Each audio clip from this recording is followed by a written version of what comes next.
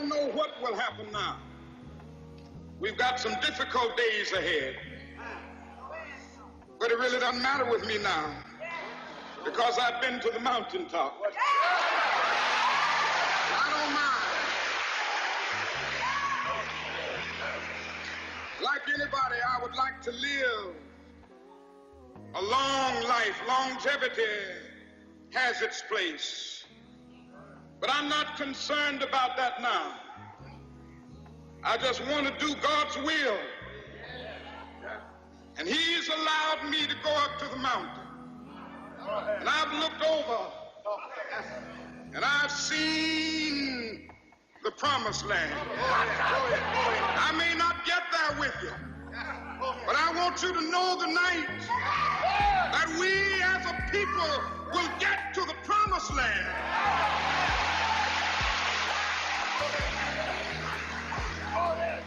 So I'm happy tonight. I'm not worried about anything. I'm not fearing any man. Mine eyes have seen the glory of the coming of the Lord. I've been to the mountaintop. Popular name, the final speech delivered by Martin Luther King Jr. In the speech, King referred to threats against his life and used language that prophetically foreshadowed his impending death. But he reaffirmed to his audience that he was not afraid to die for what he believed in. Martin Luther King was the son and grandson of prominent ministers. He had what we might call a comfortable middle-class upbringing. He enjoyed a robust and well-rounded education at excellent schools, including Morehouse and Boston University. His ministerial journey ultimately brought him to co-pastor his father's church, the famous Ebenezer Baptist Church in Atlanta. He could have simply assumed the reins at Ebenezer and gone on to live a comfortable and fruitful life, pastoring one of the most influential churches in Atlanta, with his lovely wife, Coretta, by his side. But Brother Martin could not turn a blind eye to the injustice and oppression being lived every day by the country's black citizens. So not long after obtaining his doctorate and accepting his first ministerial appointment as pastor of Dexter Avenue Baptist Church in Montgomery, Alabama, King insisted that every church member become a registered voter and a member of the NAACP. He also organized a social and political action committee, quote, for the purpose of keeping the congregation intelligently informed concerning the social, political, and economic situation. In short order, King's rise to fame came with personal consequences. In 1958, King was the victim of his first assassination attempt. His house had already been bombed several times during the Montgomery boycott, which he had helped organize. And while he was signing copies of his memoir of the boycott, he was stabbed with a letter opener.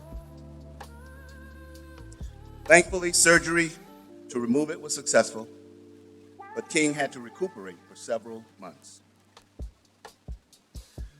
Now, if anyone was under the illusion that such setbacks would curtail Martin King's commitment to civil rights or actions on behalf of oppressed people, history shows us that they were sadly mistaken.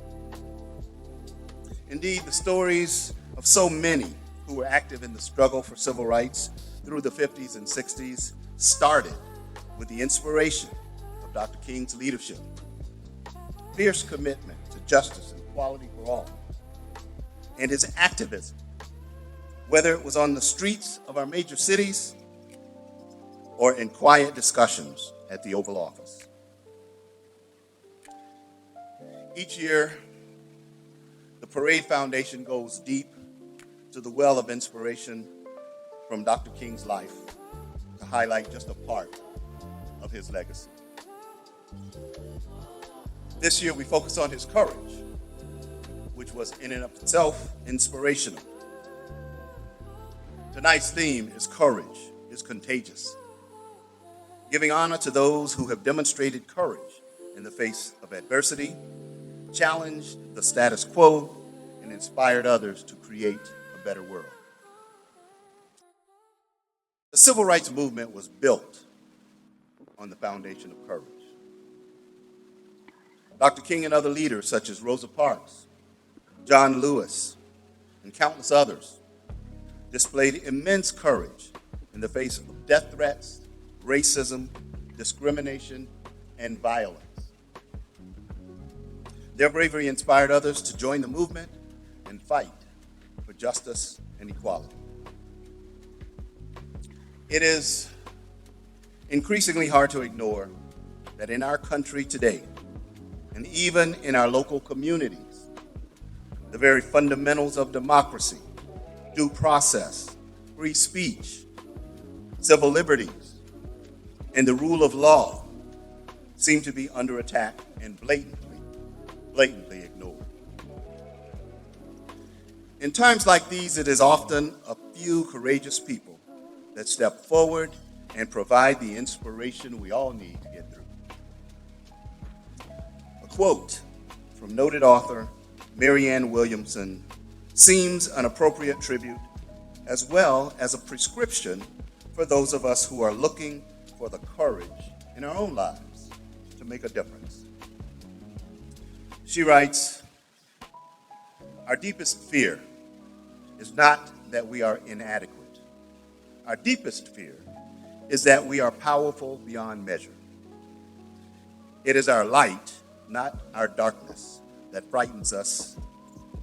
And we ask ourselves, who am I to be brilliant, gorgeous, talented, fabulous? Actually, who are you not to be? You are a child of God. Your playing small does not serve the world.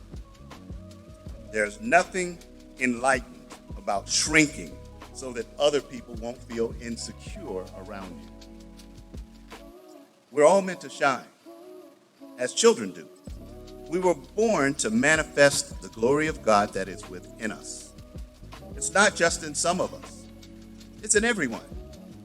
And as we let our own light shine, we unconsciously give other people permission to do the same. As we are liberated from our own fear, our presence automatically liberates others." I'm Howard Harris with the MLK Parade Foundation. We are honored to have you with us tonight.